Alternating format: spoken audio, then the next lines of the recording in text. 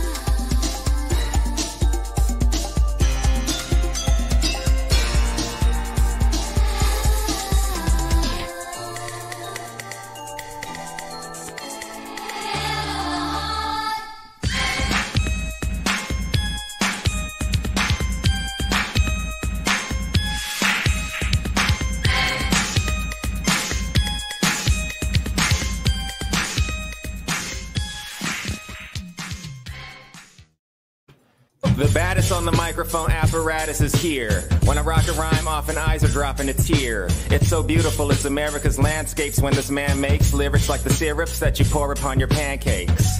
My mandate is to grip minds like a handshake. Spit a Land O'Lakes and go skinny dip with the fan base. Over any damn breakbeat, I hastily make pastries tastier than anything that Wolfgang makes. So take notes out of suckers, I make coats, lump of some like Bubba Gump, fishing on lake boats.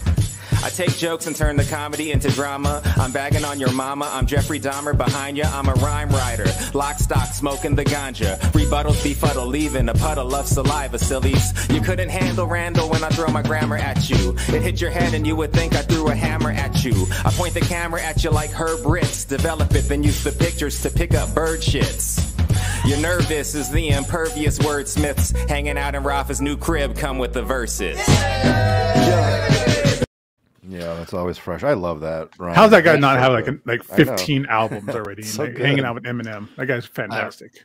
Yeah, that entire crew actually are all dope freestylers. So if you see it, there's what's his name, Wayne Brady, and then there's the other cat. Wayne Brady, Wayne Brady. Yeah, the Wayne Brady's got mad freestyle skills, son. Don't sleep on Wayne Brady, man. Riverside, bitch. Riverside. That's good.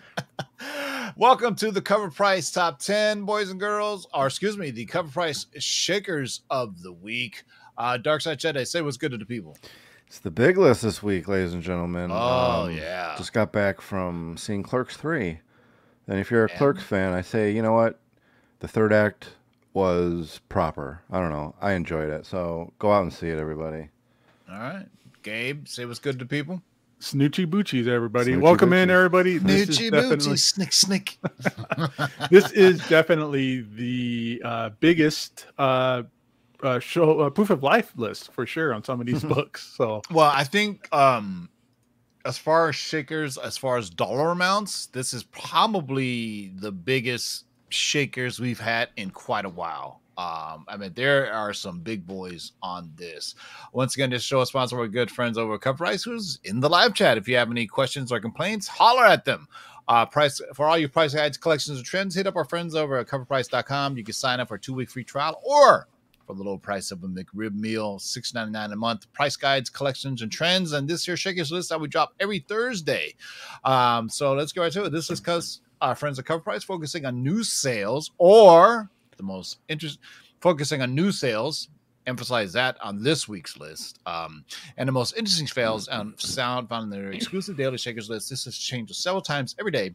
So make sure you check it out to review some of the hottest trending books on the market. After we go through these 10, we will see what's shaking today, boys and girls. And it's good to see CovrPrice in there. So if you have any questions about things, maybe you can hit them up. So first on the list, the granddaddy of them all. Ooh, wow. yeah, this is the Holy Grail comics, everybody. Action Comics #1 from 1938. This is the original one we're talking about here. In 1938, a little bit of a story here. In 1938, a 13-year-old kid walks up to his local newsstand and purchases a crisp copy of Action Comics #1, featuring the first appearance of an exciting new hero named Superman. That kid then stamps his copy with a red rocket ship and tucks the book away for safekeeping, where it remained long after his death. At some point, the book was graded and received one of two 6.0 grades on the CGC census. Realizing the exceptional prices this book commands, his family decides to finally sell it in January of 2022 via Heritage. It sold for an all-time high sale of $3,180,000. Flash forward to last week when this same copy was resold on Golden, who facilitated a private sale in conjunction with Metropolis Comics of New York for a new all-time high of $3.4 million. While this appears like a cool $200,000 profit, if there was a 10% fee, then the January 2022 buyer would have lost $120,000 after paying $340,000 for the current sale fee. Likely, it's much less, and the seller most likely broke even. Yet the price does set a new bar for the Holy Grail of comic books. Wowie zowie! I always love to see Action Comics get just to the moon in price. This is like flipper at the 100 boss level, right? So they thought they could buy. They bought it for $3,100,000, and they flipped it for $3.4 million. And with all the seller fee, I mean, if I would have bought it for 3.1, I would have held on to it in perpetuity. Oof. It's a piece of history. But well, it's also if you spend $3.1 million, you're not the kind of person who only has $3.1 million. You're like, I just blew my entire wad on this book. Oh, it's usually something major. I mean, shout out to the family who had this book for how long after this guy passed away? I'm not sure when he passed away.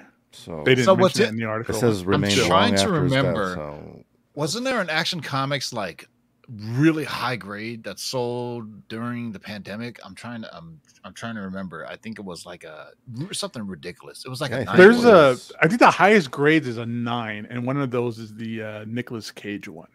Yeah, but that sold for a lot less than 3.4 million. I believe it was 1.5.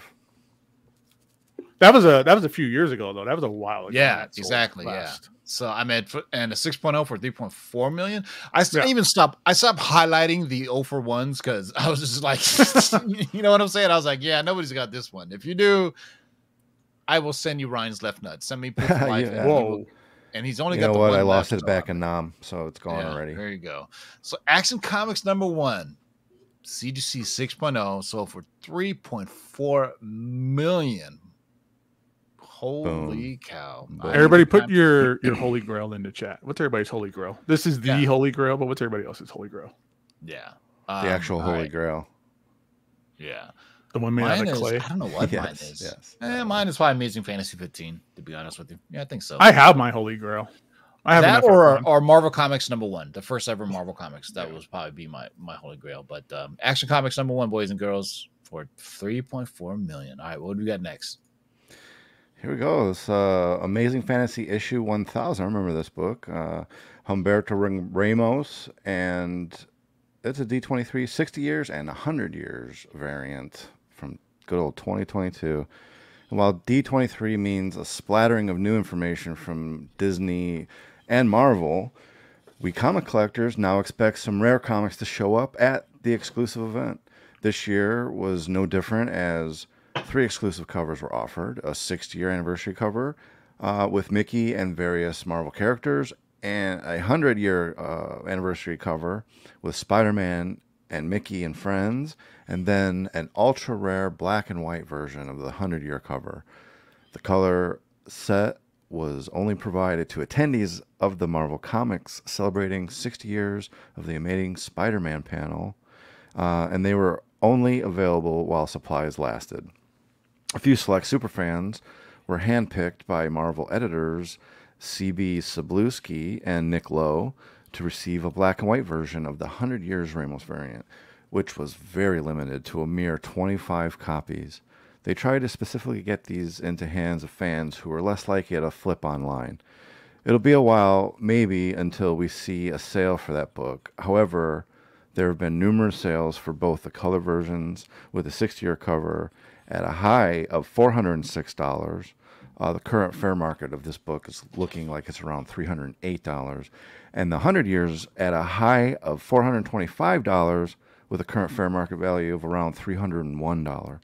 So this all takes us back to 2019 when Marvel did this for D23 and produced the first appearance of Mickey Mouse with Marvel characters on the cover of Marvel Comics 1000.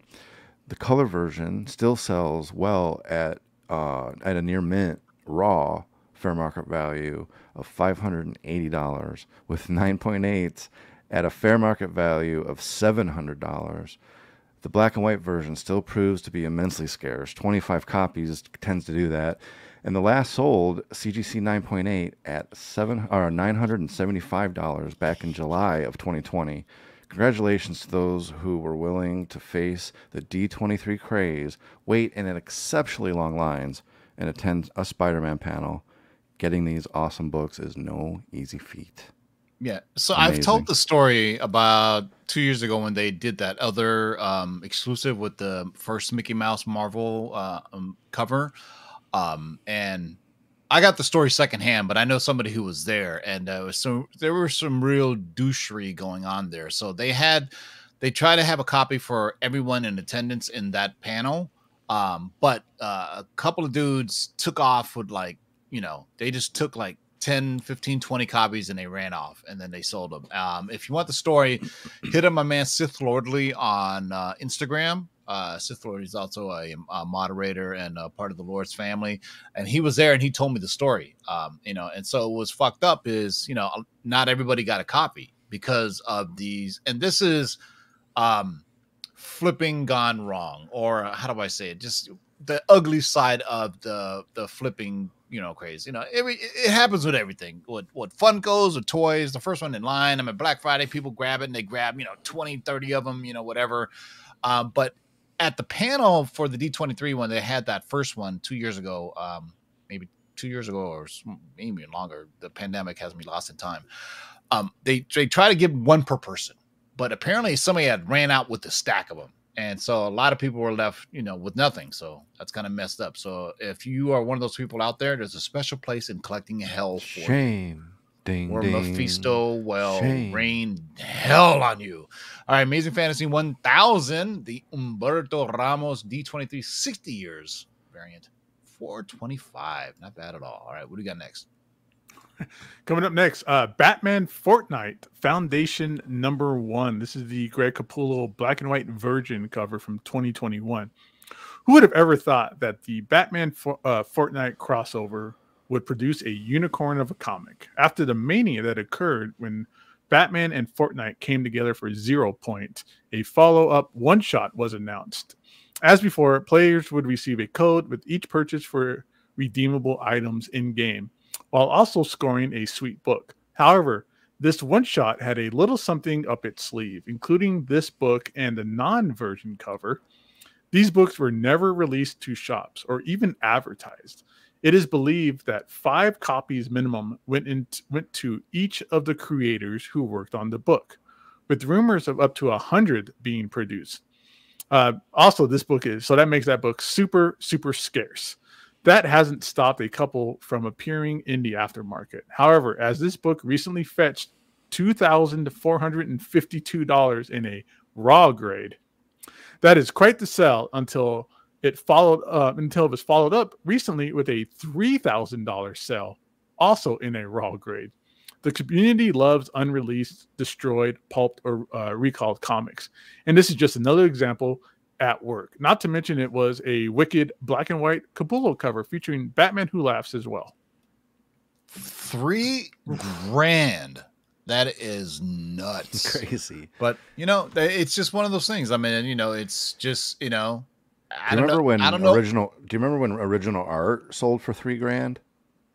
Not anymore. I remember art was selling for like $100, dude. I used to get all kinds of original art. It's in the thousands now. Yeah, shout out to my man, tens of thousands. Shout out to my boy, my cousin John Wynn, who sold off his comic book collection and went into original art, and he has some crazy stuff. If you think comics are expensive, get into the original art collecting business. That is nutso. So Batman Fortnite Foundation #1, Raw Dog. $3,000. Here's your chance to get on the board, boys and girls. Although you don't need to get the same grade. Okay, so grade not required, not grade not required. Grade, you can, if you have a 4.5, 5.0. If you got a raw, you can. You can get it on. You can get on the board with this. If you have a coverless, I'll give it to you. Yeah, but this price will shock you. Hero for Hire #1, 1972's.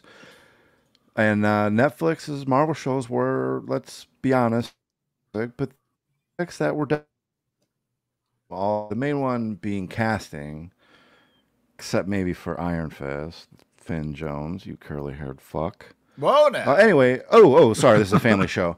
With Marvel not just adding Daredevil back into the fold, but recasting Charlie Cox, then committing the character with a massive 18-episode series, including in Disney theme parks and being weaved into recent content like She-Hulk, tells us that they're way in on the Man Without Fear.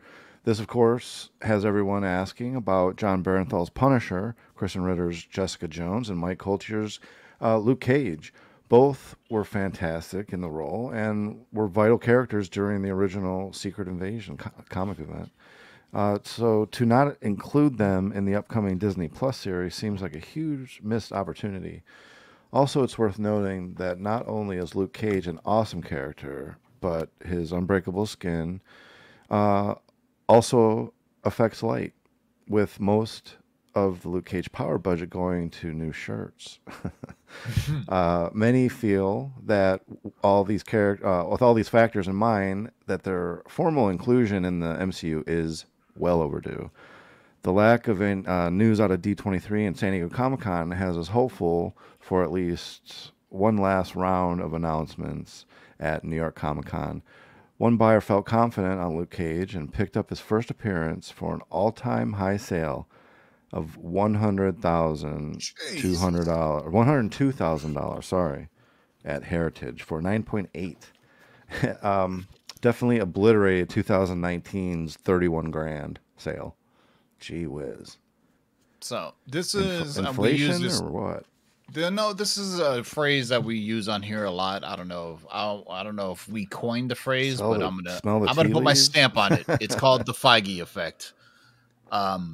Netflix, sure, $31,000. We know, whatever. Right. You know, when the Netflix heroes came, people were buying them nuts. up. But when it becomes part of the MCU and they can interact with other characters, and once Kevin Feige gets a hold of it, then it's on the big screen and everything. Yeah, exactly. Or even Disney, Though. They'll probably recast Luke Cage, I hope but so. I don't think Mike Coulter's coming back. I think he's doing that evil show. He's a little bit up there in age as well, and he's not as athletic as I would think Luke Cage should be. You know what I'm saying? He's a big dude, but he's kind of stiff. Like Charlie Cox, perfect as Daredevil. Finn Jones, hell no. Luke Cage, okay, but I think maybe they made a younger actor.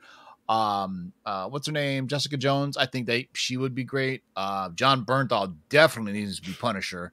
But I think maybe Coulter maybe get somebody else to play him, maybe a younger actor. Along those lines. But it'd be interesting to see what they're gonna do with the Netflix characters that they have. It is what it is. I mean, the Luke Cage series is really cool. If you're a New Yorker and you love hip hop, I mean, there was a thing of Biggie Smalls with the Crown. I liked the first season. I thought the first season with Cottonmouth, Mahershala Ali, yeah, that was a great cast, yeah. So what was the lady? Yeah, the character. She was a known actress too. Yeah, Big Emma or something like that. I forget. I will say this. You mean Misty Knight or? No, not Misty Knight. The villain. The lady, the older lady. Big Mama or something like that. I forget what. I will say the this about was. the Netflix Marvel shows. They had really good music. Great hip hop music. I mean, if you watch the Defenders and they were playing Wu-Tang Clan right before, Black Mariah. That's right. Thank you, King. Right before they battled everybody. I mean, that's the one thing they had going for them, at least in the Luke Cage series. Great music. All right. Heroes for Hire, number 1, will allow you to get on the board, even though you don't have a 9.8. Although I think a lot of people out there have 9.8s, but for 102,000, holy, that is nutso. It's an all black cover. Imagine seeing a 9.8 in that, though. That's I had a 7.0 and I sold that a while ago, so that boat is sailed for me. All right, here's another chance to get on the board. Maybe I could have swore I've seen some people talk about this book before. This book is great. Look at that awesome cover. Mortal Kombat number 1. This is the hologram cover from good old Malibu Comics, 1994. Few properties from the 90s have endured like the Mortal Kombat franchise has, which began as a video game series and has now become action figures, apparel, films, TV shows, and comic books. The comics were initially put out by the now defunct Malibu Comics, but DC recently put out multiple Mortal Kombat storylines as well. The fan base has followed each step of the way, with nostalgia being the powerful drug that it is. This has led to key comic appearances, like the first ongoing series of the Mortal Kombat world, to sell for higher and higher amounts over time. This week saw an insane sale of $460 for a raw copy of the rare hologram cover, a price that is just $40 below the all-time high sale of $500 for a CGC 9.8. Wow, that's cool. As more games and films release, the appeal for anything early MK will surely grow for collectors. Keep an eye out for this one in the older comic shops that still have the same price tag from its initial release dates. Those are the best shops. I'm sure there are a few hiding out there in the wild somewhere. What are the 9.8s listed at now? Well, because after if someone settled for a raw for 460, the 9.8s must be excruciatingly high. Yeah, I remember this kind of bump when the Mortal Kombat movie came out, and it wasn't awful. For what it was all right.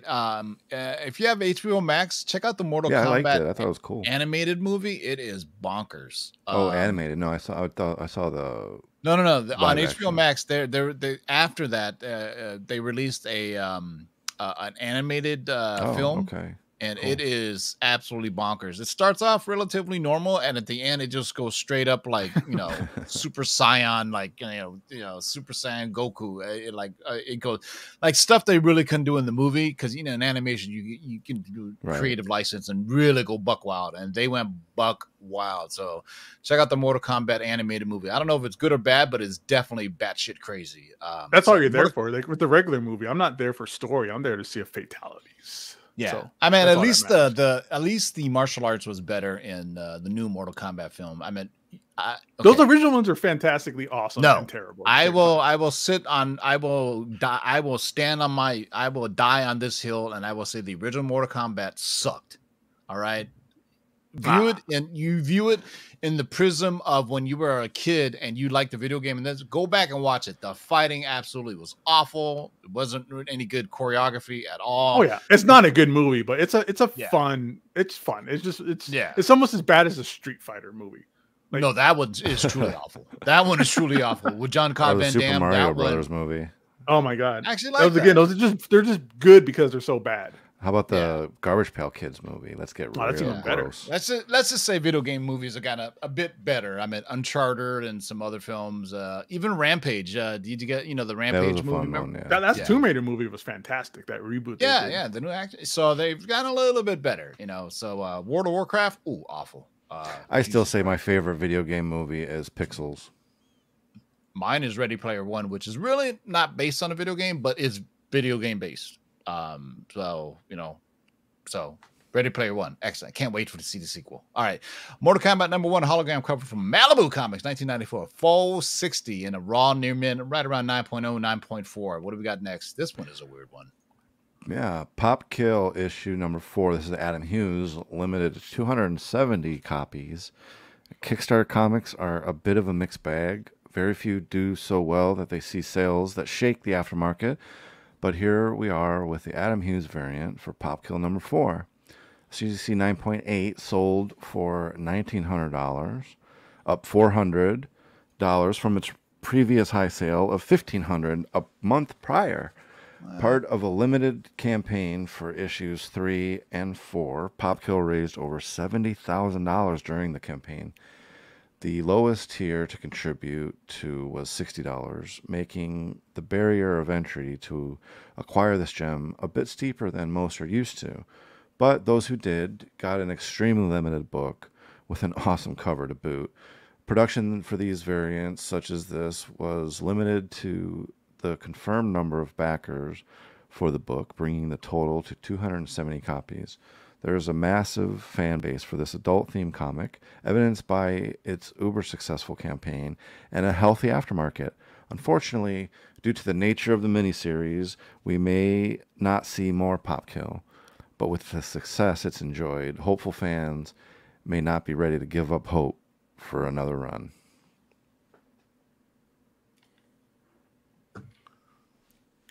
These Adam Hughes covers are always going nuts, man. You know what, Rick Deckard, you hit it on the spot. I didn't even notice it until you mentioned it. It wow. did dead on like Jennifer Lawrence, right? If you think about it, it was pretty good. So Marvel No Prize headed out to you. Don't send me your address. Already have it. So there you go.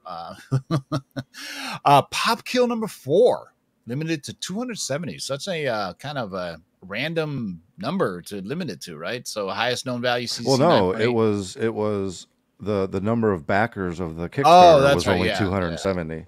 Yeah, we shall see what happens with it, but very interesting though. But 1900, Lord have mercy. All right, what do we got next? Coming up next, good old Sabrina. We got Sabrina Anniversary Spectacular #1. This is the Dan Parent Planet Comic homage, limited to 200. Archie Comics is brand new in 2022. Sabrina Anniversary Spectacular #1 featured a new character named Amber Nightstone. This homage of Dave Stevens' variant had a low print run of only 200 and was done by the great Dan Parent, who is also famous for many Archie comic covers. The book was originally offered for a mere $25, but due to the low print run, it quickly sold out and hit the market at a high of $295. Shortly after, additional sales brought the price down to about $150. Prices are back up and currently trending at $250. While the hand is hot, I say keep the hits coming, Dan Parent. It's a cool cover. It's got is that Planet Comics #1? We love seeing that every time we see it on the on the shakers. So on my Instagram post for on Tuesday's top 10, somebody had left a comment. Why isn't this book on the top 10 list? Well, because there wasn't it hadn't sold any kind of interesting sale. It didn't hit any. Well, big no, I mean it was only 200. That's the difference between shakers and the top 10. The top 10 is the amount of books sold, units moved, and the percentage of price. And so The Shakers list is high prices for one-offs. So whomever left that comment, CovrPrice, commented on it on my Instagram. So hopefully that explains it. So yeah, Sabrina Anniversary Spectacular. You know what? I always say it, man. Sabrina, the Chilling Adventures of Sabrina on Netflix is a great show. I love that show. Too bad they had to end it. Hopefully, it comes back in a movie form or something like that. But if you haven't seen Sabrina, the Chilling Adventures of Sabrina, and you think it's like, for kids, no, it's dark. It is dark. The comic book was great too. The Chilling Adventures of Sabrina, like all those darker Archie titles they did like 10 years ago. Like Afterlife with Archie, those things are phenomenal. Those are all really great reads. Yeah, I have that. The kind of the magazine format, the first appearance of the kind of Archie zombies in the Archie world. Because everybody, sees Archie comics and they think, oh, fun. No, they can get dark too, man. So and they have a lot of innuendo in them, as we had. Didn't Punisher like go into Riverdale or some shit? Yeah, he showed up at their prom. Yeah. Sabrina Anniversary Spectacular, the Dan Parent Planet Comics homage, $2.95 for a raw dog. All right. Next, you know what? Like Ryan says, it's like herpes, man. Comes around every. Although this isn't really. This is a different strain because it's not quite the look at all the knowledge of look at all the this is herpes simplex 12, not herpes simplex 9 or something. All right. And you guys should know this is a cold sore herpes, not a real herpes. Here we go. This is Spawn #1, the Best Buy mini comic from back in 2007. Typically, mini promotional comics were completely dismissed by collectors.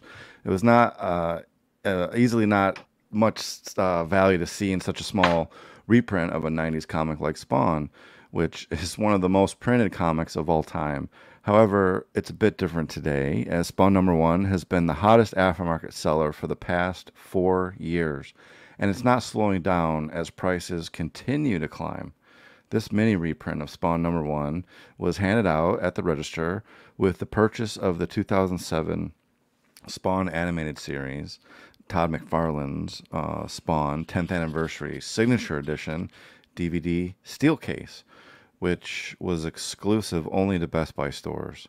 It's unknown how many cents were produced, but we know how hard this mini comic is to find. Hence the huge high sale of $750 for a raw copy.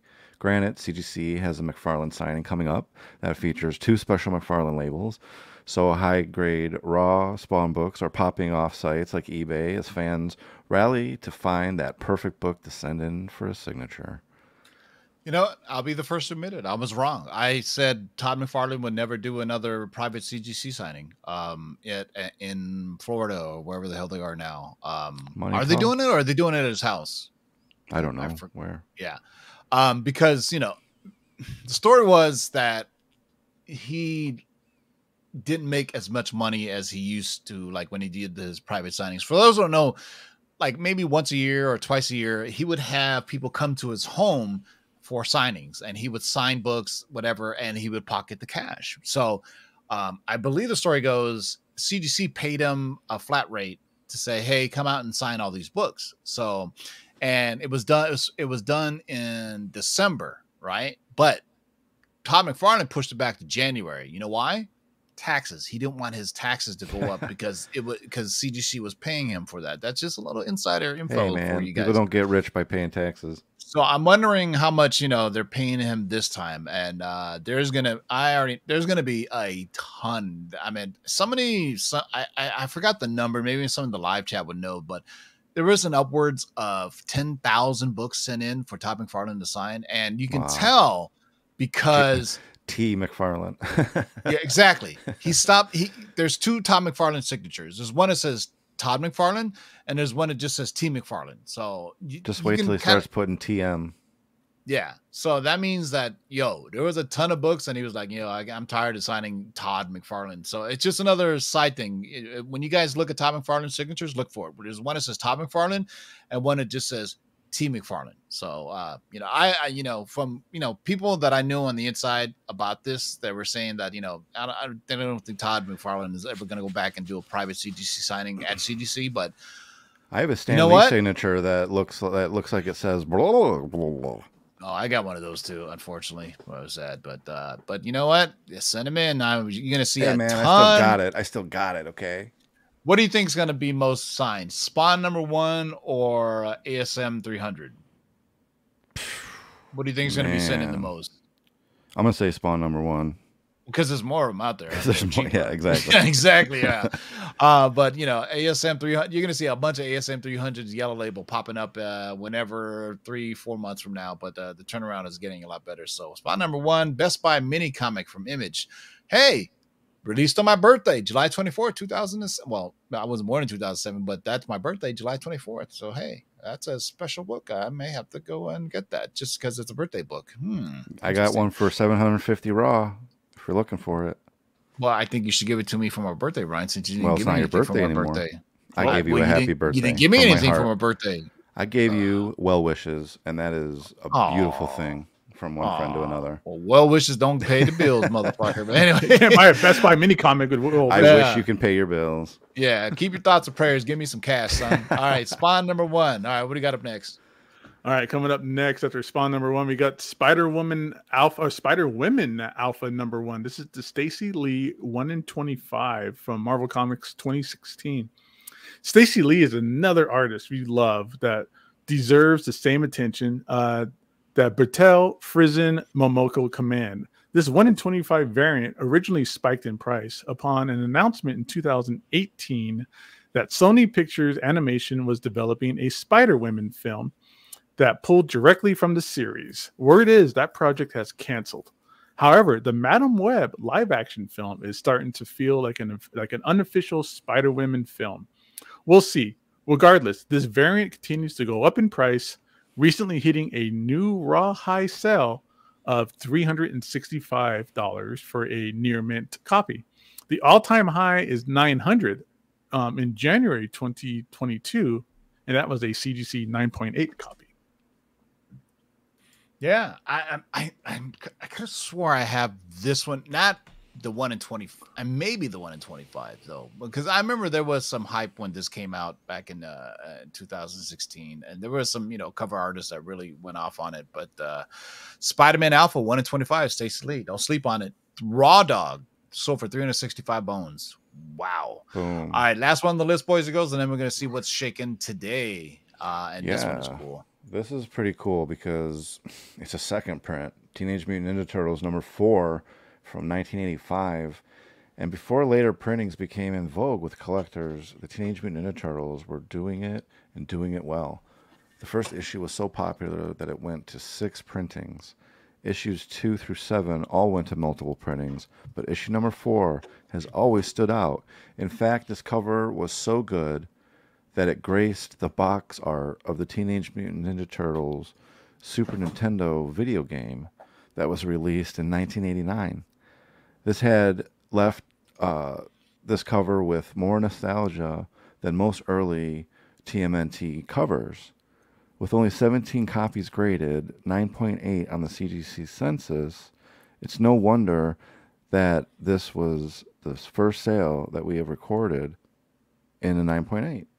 And it was a doozy, setting an all-time record of $2,880 on the 10th of September. For that amount of money, you could get the third printing of the issue in a 9.6 and have some change left over. But there's something to rarity, and this issue may be harder to find in a 9.8 than finishing that video game from back in 1989. All right, so quick edit on that one. This is let me read the notes on this. So it's classic NES box art is what it was used for the cover. But yeah, man, Tina, I so pissed off that I sold my Teenage Mutant Ninja Turtles 1 through 10, all first prints, and But hey, you know what? You win some, you lose some. We could do a whole video of winning and losing. But that's neither here nor there. Ryan can attest to that. We've all been there. Yes. But that's okay. Yeah. I feel like a winner today, and that's all that matters. in our eyes, Ryan. All right, boys and girls, let's go see what's shaking today on the CovrPrice website as I seamlessly transition from one screen to another with the magic of technology and Swipe. Bam. Tadoosh. Gosh, I'm good. All right, so this is the weekly top 10 that we cover every Monday at 6 p.m. Pacific, so make sure you peep it out. These are the movers. These are most units sold, so a pretty interesting list here. Batman, Amazing Spider-Man, Punisher, crazy-looking Flashpoint, Ghost Rider. Oh, man. Good. I picked this cover up, actually. Yeah. Man, that Batman Flashpoint, the original Flashpoint Batman story is so good. Oh, it's one of the best Batman It's stories. so It's the good. only good story to come out of Flashpoint. Oh, Man, I already so see good. something. And it's only I 3 wanna issues, highlight. which is crazy. It's great. I love that. And it's one of those things where I'm surprised they don't have like Thomas Wayne in more like animated movies. Imagine or even that on the movies themselves. story in a like cart. Man, that would be so good. Dude, I was reading that book and that reveal of who the Joker is. And stuff, and through the comic, I was like, "Holy crap!" This I mean, I don't want to to. say it just in case someone hasn't read it. It's just Right. so, it's so good. All right. So here, That number 14 right there. I got one of those. Hulk 181's 5.0 for 4,400. Wow, I'm looking good with my 7.0. I immediately saw this and I said, I got to talk about. I got to look at this one. The Famous Funnies number 209 from Eastern Color Comics in 1953. Wouldn't be a Shaker show without some Golden Age stuff. Look at that. That is awesome. Look at the colors just pop on this. Yeah, the red's the best on these things. Yeah, $3,000 for a 7.5, man. Good old Buck Rogers. G Buck. For those. Was there anything special about that issue, or is it just a cool issue and somebody bought it? It's not like It's a first cool appearance and of it's Buck Rogers high or grade. anything, right? I mean, it's 7.5 from 1953. Yeah, that's nuts. Yeah. Time to make a Buck Rogers movie, I say. Gosh darn it. I don't know who owned the intellectual property for it, but this book has always been. This is the Bill Sienkiewicz 1 in 75. It's rarity in itself that it's a 1 in 75. You rarely ever see 1 in 75s nowadays, right? And and in 2014. But look at that gorgeous cover by Bill Sienkiewicz. First appearance of Mr. Knight. $2,790. So you can see all the other regular cover. I have this one actually. That That cow jumps over the moon. That's hilarious. Yeah. Oh, is it I hippo? have the Adigranov. Oh, look at that. It's worth 103. I'm digging that. Let's see. I like 84 for a third print. Wow. 20 here, we'll look at this. That's so funny. Moo. Not get it. Or actually, is that a It's a hippo. It's a hippo. I thought it was a not cow at first, but yeah, no, it's it's a hippo. What? Okay, somebody needs to explain to us what the significance of a hippo and Moon Knight is. You know we're not gonna talk. You know what we're gonna talk about. We're gonna talk about fucking Phantom Lady, man. Come on now, Phantom Lady from Fox Comics. Hold on. Well, when you're done with that, I need you to go back to that Wonder Woman one. I think I have that. Yeah. All right, look at this. That is Talk about coloring. I like how they took away the color for the flashlight. Yeah, that's on fancy. the woman. Like That's that's just a fancy really cool transition. printing back in 1940. Yeah. A raw good 1.5 to 2.5 so for $12.98. 6.5 graded back in 2017 for $17.50. Just gorgeous golden age. Which one do you want to look at? That Wonder Woman one, raw for $1,250. My gosh. Oof. What is the significance of this? First appearance Anubia, which is I believe the I gotta look through my books. The Brazilian or African version of Wonder Woman, I believe. Is that correct? Yeah. I know there was a new Wonder Woman launch. What? Yeah. Okay. $12.54 I gotta and start digging through 9.4. those long boxes. I don't know if you went to your LCS on Wednesday. I think they just relaunched another Wonder Woman title. Okay. Yeah. So, Murder Yeah. Illustrated or Incorporated. Murder Incorporated. Murder Inc. Is that Dick Tracy? Yeah, I was gonna say, is that Dick Tracy getting? I think it is Dick Tracy. It sure is dressed like him. No, I'm sure it's a made up thing. It's just coincidental. I'm telling you, You get something stabbed about in the never back pays. though. Look at that. Yeah, let's have a Dutch. It's Dutch Schultz. All this Oh, pre-code like horror and crime stuff is amazing. Yeah. They're just so expensive to get. It's just cool to see. Yeah. Yeah, I'm fucking up this line. Look at that. 2 of these, 1 of these. Hot damn. Look at you. Suspense. I know. Boom. This one here too. I tell you, I just mentioned this on the last week's show. This is the only book that I'm really looking for now. as far as something that I'm actively hunting. Vampirella issue number 1 from Warren, the magazine. $7.40 for no grade, meaning that they couldn't verify. This is one of the sellers were like, "Hey, I'm not a professional grader. Look at the pictures." But a 9.6 sold for $9,000 back in 2019. Holy Bowsers, man! Maybe I missed the ship on that one. She-Hulk, obviously getting some weird chill. Why look at the normal stuff? We like to look at the weird shit. Yeah, look at these two dudes fighting each other in the steam. What are those things? They're weird chills, swamp creatures of some sort. Weird chills issue number 3 from Stanley Morris Comics, 1954, 665 and a 5.0. Highest known value 7.5, 2280. Wow, that is raunch. Here we go. Hey, it's like they were reading my mind. Archie, do you have any trouble rescuing me? I sure did, Betty. I had to beat off 3 other guys. Yeah, come on. Get your mind out of the gutter. This is one of the better covers for sure. Yeah, so this is Betty and Me, so number 16. Popular sexual innuendo cover, 640 in a 7.5. But in 1968, did they really say beat off? I mean, they said beat off, but it didn't mean what we use exactly for today. But I have a little secret. I did beat off. I think it's funny. Yeah, I beat off 3 dudes. It was funny for the Batman 66 that I bought for the Joker's boner. I had to buy it for that reason alone. Joker's boner. You've never heard of the Joker's boner book? Oh my gosh! I'm gonna have to. Well, so in the issue, he makes a mistake, and back then they called a mistake a boner. So in the issue, it's like Batman made me hit my, it gave me a boner. Anyway, it was very bonerific. There was a show in the 80s. What was that kid's name? His name was Boner. Remember? Family Matters. Family Ties? Kirk Cameron's look buddy. Look up. Issue number 66, Lager. Kirk Cameron's best friend's name was Boner. Okay, so and he paid extra money so that it could say Boner on his diploma when he graduated high school. Nice. I remember that. This is another book that I was looking for, but I missed the boat on it. Timing is everything, boys. I saw a reprint. Savage Tales. It was like number 1 print. First appearance of Man Thing.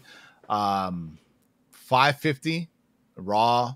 $37,000 for a 9.8. And sure enough, I mean, if you didn't see the Werewolf by Night trailer, you saw Man Thing just pop up really quickly. Hey, here's Boners your girl, and man. Things. That's what the show's all about. Legend of Oz, Wicked Fest. This is Natalie Sanders. Look at that, from 2012. I don't know if this is her first work, but this is pretty damn close to it, from 2012. I remember I talked to Natalie and I was asking her what her first work was, and I forgot what she said. But anyway, look at that, $500 for 9.8. Good to see Natalie Sanders getting some recognition. She is one of the better cover artists out there. Look at that, dope. Nice girl too, man. Nice girl, very nice. Let's see. So, always good. Look at that Phantom book. We were talking about colors. Wow. Oh yeah. Do you remember the cartoon in the 80s that had the Phantom and some other characters in it? What was it called? Yeah, Defenders of the Planet or Defenders of the Earth. Dude, that was so good. Guys, you kids nowadays, you just miss out. It was it was Phantom. It was Flash Gordon. There was a magician too. Not Modoc. The magician guy, I can't think of his name. I think it was somebody else who was like had the power of like animals or something like that. But I remember the intro to that cartoon is just, I'd put that on my gym playlist if I could. It just pumps you up. Yeah. Wasn't there a movie too? And Billy Zane was in it. It's a pretty good fun movie. I like the cartoon Phantom 2040 that took place in the year 2040, and it's the same art and director that did the Aeon Flux series. So it's like this really cool style. Shit. Yeah, if you haven't, go check out Defenders of the Earth. You know what YouTube is great for is intros from cartoons from the 70s and 80s and 90s. Awesome. It's so great. Mandrake, thank you, Laura. Mandrake, yes, there you go. Yeah, they had a magician. It was kind of like the League of Extraordinary Gentlemen, right? But it was like a team of just a mishmash of characters, dude. Yeah, it's all like pulp characters and stuff. Yeah, pulp characters. They need to make. You guys know who the Red Rube is? No. Who is the Red Rube? I don't know. But they should make a live action. Talking about that Zip comic? Defenders of the Earth, excuse me, not the other one. Zip Comics, Who is the Red Rube? I give up. From 1943, $400. Wow. Only so Defenders, you can actually watch it on Pluto TV right now for free if you like to check it out. Fuck is Pluto? I don't know. It's Mickey's dog. And you know what? The animation is pretty good too for that series. Look at this. It's so Tales of the Crypt number 44. Look at that gnarly cover. Guillotine to the head, featuring the Crypt Keeper, the Old Witch, and the Vault Keeper. Oh man, I really need to get in. That's a I great keep on cover. saying Jesus, that's awesome. Yeah. Werewolf by Night, obviously getting some love because of what the fuck is this? Let's look at this. Animal Fair. Oh, wow. 10-cent comic from 1946. Somebody bought a 9.4 for $353. Dude, that is a steal.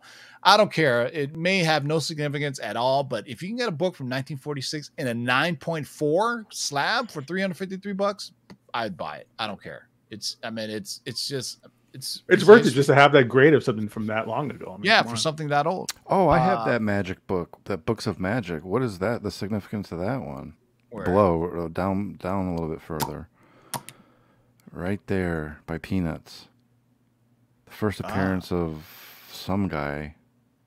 Maybe it's interesting. 1990? I don't know. Yeah, I bought this for my DC Dark collection back like 6 years ago. I like the cover though. It's pretty Neil dope. Gaiman is the writer for it. Did I heard Neil Gaiman there's any appearance or anything in it, or no? Did no. Say anything? Well, No? it could be. I mean, Neil Gaiman is apparently doing Miracle Man for Marvel again. Tim Hunter. That's it. Yes, that's what it was. The first appearance of Tim Hunter. Who's Tim Hunter? He's one of the magicians in the DC universe. Okay. Godzilla. No, but I'm down for that. I'm really excited for that Miracle Man. That's a black hole for me. Is that Miracle Man series? I want to get back into when that omnibus comes out. So Miracle Man has an interesting history because it started first with Alan Moore, right? Alan Moore did the first volume, and then Neil Gaiman did the second volume. And Alan Moore famously, shit on everybody who tries to redo his stuff. So why is this on here? Is this Godzilla versus Kong? It looks Here comes Yitragar. Sounds like a name on. It sounds like a name on Game of Thrones. The biggest Bigfoot of them all. Yeah. Comic Cavalcade. Wow, that's dope. First appearance of the Falcon. Getting some love. So good they bought it twice. Yeah. I'm gonna look at this before we sign out, boys. This looks like just a fantastic cover. Full color. Captain Britain #8, Marvel UK. Full color map of the bonus feature. Full color map of the Fantastic Four's Baxter Building. Interesting. Is this a Kirby first cover? appearance of Betsy Braddock, who later becomes Psylocke. So out of 616 continuity. So this is the first appearance of her in the Marvel UK. So I did not know that. Wow, good for you guys. First appearance of Betsy Braddock, who becomes Psylocke, 283. I guess people do know about it. 9.8 sold for $2,400. Hey, once Psylocke comes in, this book got super hot during the X-Men Apocalypse movie. Oh, really? Yeah. Because Psylocke was going to be in the movie. That's when it got real played by what's her popular. name? Yeah. Olivia Munn. She had like 2 lines. Yeah. Oh, she was awful in it. I saw that was super hot back then. You know what? So that's it, boys and girls. Let me. Apocalypse in that movie gives everybody like souped up murderer powers. I didn't know that gives her a was. bikini. I never knew that was Oscar Isaac. Oh no! I'm sure he wants to forget that too. Yeah, right. It was on FX or TNT last night, but I watched X-Men: The Last Stand again, and I was like, it's not. I mean, look, not you're not awful, doing anything for an hour and a half. But that's all we had back then, boys and girls. But it was like, I was like, damn, they did Cyclops dirty, man. They just killed him off screen. Spoiler alert, they killed him off in like the first like 10-15 minutes of the movie. But it was totally off screen. Like you don't even see him die. You just see his his visor. Yeah. Yeah, I think the mistake Fox did is they really made the Wolverine Jean Grey relationship forefront center and forefront, where it should be Cyclops and Jean Grey. You know what I'm saying? Hopefully when Feige gets a hold of it, Marvel will do the whole Cyclops, Jean Grey, the death of Jean Grey, the Madame Pryor, and all that stuff. I mean, X-Men is those books are all going to go crazy. The problem is they for in a movie aspect, Hugh Jackman was a huge actor compared to the guy who was in the Sonic movies. James Marsden. Yeah, so that's probably why they pushed that storyline a little bit harder. Yeah. Well, Hugh Jackman was a nobody when he landed X-Men. That is true. Was he? When he was an absolute nobody. Yeah, his agent after he made the movie was like, "Don't tell people you did this X-Men movie. Just tell people that you were the lead of a movie." And that's like what he would do for auditions. He came from like musical theater or some shit, and they brought him along, and now he's synonymous with Wolverine. So I mean, that's probably the biggest role in Hollywood. If you think about casting, like any actor would be like, that's my dream gig, to be Wolverine. I can't think of any other big MCU character. It's big shoes to fill. Like, you have a responsibility. Whoever they get, because they're probably not going to do Hugh Jackman again. Eventually, one day, sooner or later, it's not going to be Hugh Jackman. It may be whoever that person is they replace. He's got a lot of responsibility. That's a tough. I can see like a Hugh Jackman variant, just to pass the torch. How they did, with Professor X or whomever. I can see how they're doing that in maybe Secret Wars or something along those lines. Now with multiverses, anything is possible. It's just like the next guy to play Superman. I don't know if it's Cavill, because Cavill apparently is doing 2 more seasons of The Witcher. He's been linked to everything MCU. Marvel, Captain Marvel, Doctor Doom.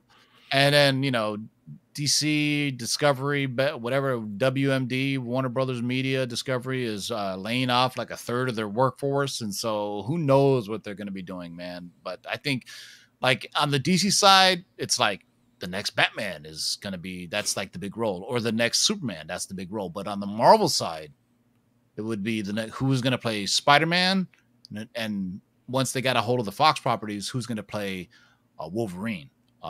And Tom Holland was a nobody, really. I mean, now his career is booming, right? He's doing all kinds of stuff. But I'm trying to think outside of Spider-Man, Wolverine casting, who hasn't been cast yet from the properties. I mean, Reed Richards, yeah, but I think Wolverine is still a bigger, character. I think, Doom's a big one to think about. Doom, yeah, on the villain side, yeah, Doom, yeah. Magneto, Professor X, a lot of the X-Men characters. Feige has a pretty good track record with hiring relative nobodies. I mean, look at Chris Hemsworth, right? He was in Star Trek, Australian soap operas, and now he's Thor. If you think about Captain America, Chris Evans, right? I mean, he was in some movies, some romantic comedies here and there, but killed it as Captain America. And Johnny Storm. Obviously, Robert Downey Jr. Let's be honest. He'd killed it as Johnny Storm. He was Johnny Storm. I liked his Johnny Storm. Yeah, Mark Ruffalo's another one who was just doing like romantic comedies and stuff, and now he's Hulk. Yeah. Robert Downey Jr. rebooted his career and possibly rebooted the MCU by becoming, Iron Man. So, it'd be interesting. That I'm pretty sure agents for all actors are calling Marvel like, yo, I think my actor would be great for, Wolverine, this, that, and the other. My only request would be that Wolverine be a little bit shorter. Mm-hmm. You know what I'm saying? He doesn't need to be 5'5", but Hugh Jackman is like over 6 feet tall. So so have a short guy fucking up dudes bigger than him looks better than a big dude fucking up dudes smaller than him. If that makes sense, you know what I mean? Yeah. So yeah, Taron Egerton would make a great Wolverine. I mean, also. Rocky IV is proof in that statement right there. Yeah, so we shall see, boys and girls. Any last words, Darkside Jedi, before we head off? No, peace. It's late. I'm tired. I'm hungry. Yeah, I haven't eaten yet either. Gabe, any last words? Good night, everybody. Thanks a lot. Peace. Also, I was talking to Mikey Sunday. He wants to bring back Letters of the Long Box. We can't do it on Sunday. So once this video posts in the comment section, would you rather have it on Friday or Wednesday?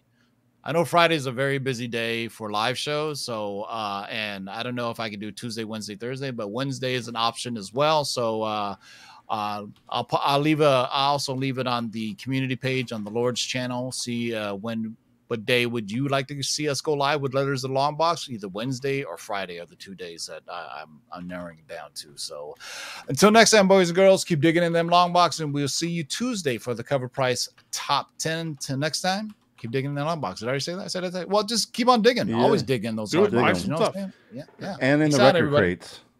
Oh, that's where it was. The digging actually came from the record digging community. So, there you go. I dig it. Peace out, everybody.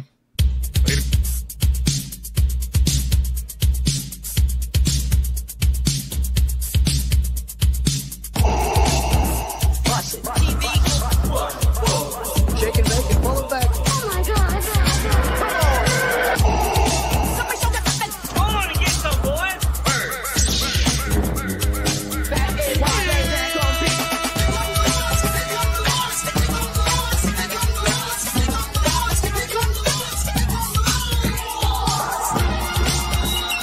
In the great hall of the Justice League, there are assembled the world's 3 greatest heroes, created from the cosmic legends of the universe. Their mission, to fight injustice, to right that which is wrong, and to serve all mankind.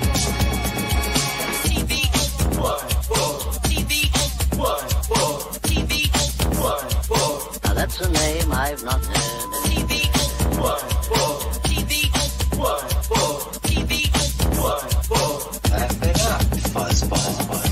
this, you shall know that the Lord is Shake and bake and pull it back. In this, you shall know that the Lord is